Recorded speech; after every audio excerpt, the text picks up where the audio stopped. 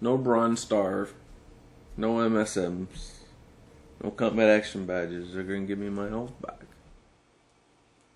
People look at me and say, oh, you look great. Well, they don't know the emotional, mental stress this puts on somebody that was very healthy, very active. And I spent my day laying on that couch most of the time, right there. I was the first sergeant that ran the personal processing center in Balad. We were less than probably a tenth of a mile away from the burn pit. They burned everything with jet fuel. They didn't care what they burned. They would dump so much trash in there every day, from plastic to batteries to human remains to carcasses. You'd see a dog running down the road with some guy's arm or leg in its mouth. The smoke was so bad some days, you couldn't even see yourself if you walked outside. Halfway through my deployment, I ended up getting a cyst on my hand. Didn't think anything of it. Went, they cut it open, they drained it. And about 2 months later, I got another cyst on this hand.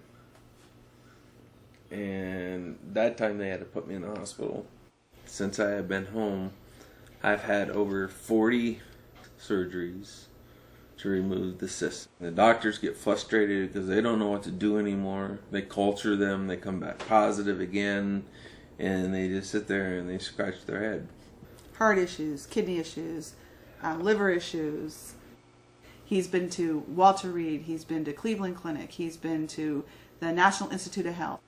And every civilian doctor we've spoken to said that this is a result of some type of exposure. We've had a couple military doctors that have actually agreed with that, but nobody in the Army will put it on the record. They've come up with a lot of theories. At some points said that his PTSD and depression was making them worse.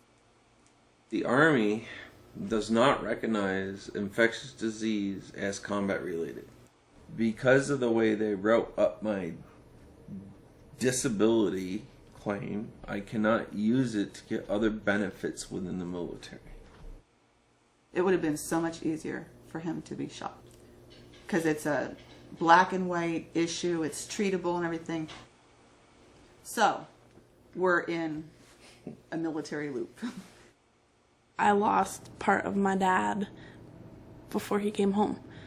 He's not the same person. When I had her, his spirits kind of lifted up a little bit.